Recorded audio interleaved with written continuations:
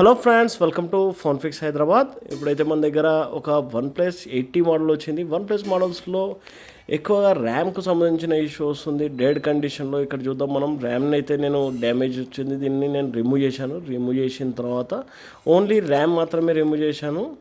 RAM remove చేసిన తర్వాత ఇక్కడైతే అప్పర్ పార్ట్ని అయితే నేను ప్రాపర్లీ క్లీన్ చేసుకుంటున్నాను. ఎప్పుడైతే క్లీనింగ్ అయిపోయిందో దాని తర్వాత నేను ఒకసారి దీనికి సిస్టమ్ కనెక్ట్ చేసి చెక్ చేసుకోవాలి. మీరు సిస్టమ్ కనెక్ట్ చేసి చెక్ చేసుకుంటే ఒకవేళ మీకు పోర్ట్ షో చేస్తుంది అంటే CPU కండిషన్ ఓకే ఉంది. అండ్ DC స్విచ్చింగ్లో కూడా చూసుకోవచ్చు మీరు. DC స్విచ్చింగ్లో వచ్చేసి ఇది 220 230 వరకు వెళ్ళి మీకు కొద్దిగా ఫ్లక్చువేట్ అవుతుంది ఈ మోడల్స్. ఒకవేళ అంత ఫ్లక్చువేషన్ వచ్చి అప్ డౌన్ అవుతుంది అంటే మీకు CPU అనేది ఓకే ఉన్నట్టు.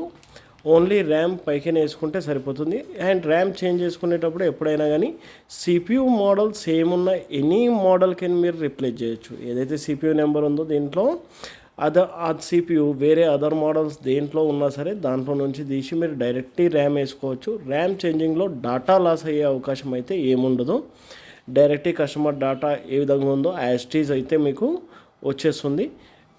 అండ్ ఇక్కడ నేను అదర్ ర్యామ్ తీసుకున్నాను, ఇక్కడ బోర్డు పైన ఫిక్స్ చేస్తున్నాను.